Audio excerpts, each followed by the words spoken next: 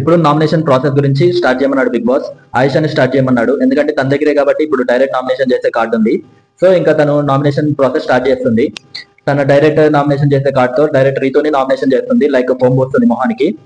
ఇక్కడ వరకు అంతా బాగుంటుంది. తన రీజన్ కూడా చెప్పింది, నువ్వు ఓన్లీ లవ్ ట్రాక్స్ చేసుకోవడానికి వచ్చావు అన్నట్టు డైరెక్ట్ మాట్లాడింది ఫేస్ టు ఫేస్. ఇక్కడ వరకు బాగుంది.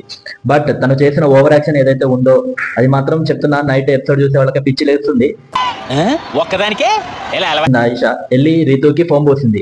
ఫోన్ పోసిన తర్వాత వెళ్ళి డైరెక్ట్ మాట్లాడేస్తుంటే అప్పుడు రీతు ఏమందంటే, ఒక్క నిమిషం అనేది, నీకోసం నేను ఆగాల, నీకోసం వీళ్ళంతా ఆగాల అని అంటారు అని ఆయిషా. అప్పుడు రీతు పొలైట్ గా, ఎంత పొలైట్ గా చెప్తుందంటే, తుడుచుకుంటేనే కదా మాట్లాడేది, ఆగు ఒక్క నిమిషం అనేది, నువ్వు బాగా ఓవర్ యాక్షన్ చేస్తున్నావు, అసలు నీ ఓవర్ యాక్షన్ మామూలుగా లేదు అని చెప్పేసి ఆయిషా ఇంక గొడవ స్టార్ట్ చేసింది.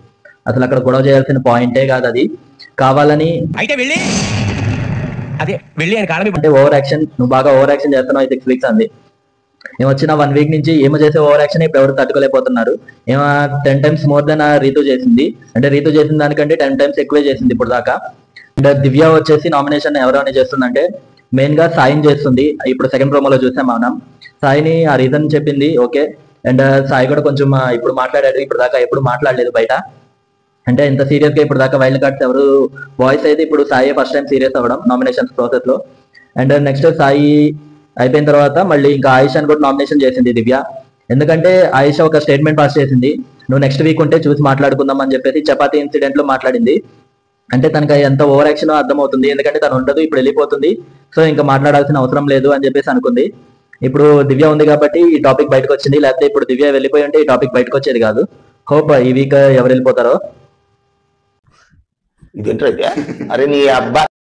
అండ్ నెక్స్ట్ రీతు వచ్చేసి రామ్ రాథోడ్ని నామినేషన్ చేస్తుంది. అక్కడ కూడా సీరియస్ బాగా అయ్యాడు రామ్ రాథోడ్, ఎందుకంటే రీతు చెప్పిన పాయింట్ అంత వ్యాలిడ్ అనిపించలేదు. ఎందుకంటే ఈ వీక్ నువ్వు కనిపించలేదు అని చెప్పింది.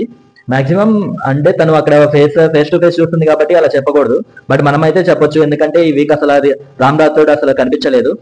ప్రీ ప్లాన్ మీ ఇద్దరు ఇట్లా అనుకుందాం అనేసి ఇంకా చెప్పాలంటే రీతు కూడా అంతేం కనిపించలేదు గేమ్స్ లో, సో ఇద్దరు ఈక్వల్ గా ఉంటారు.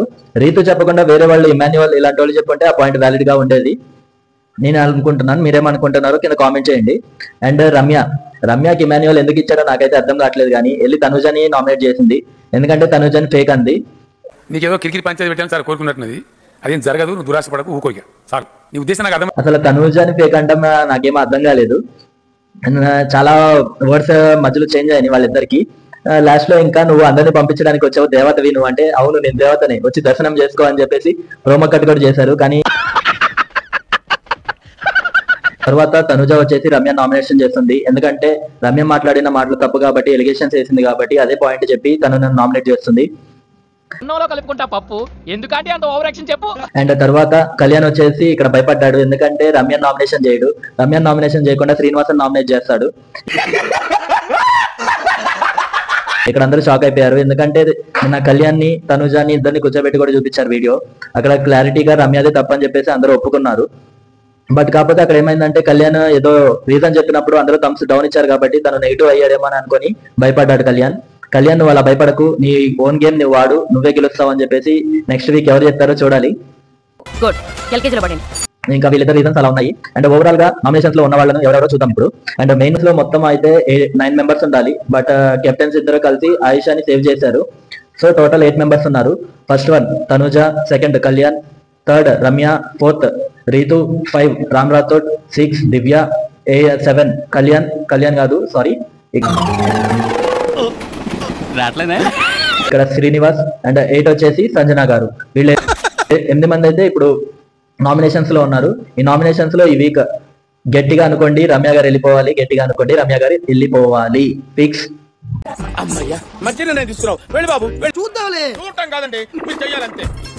మీరు ట్రై చేస్తారన్నారంటే అది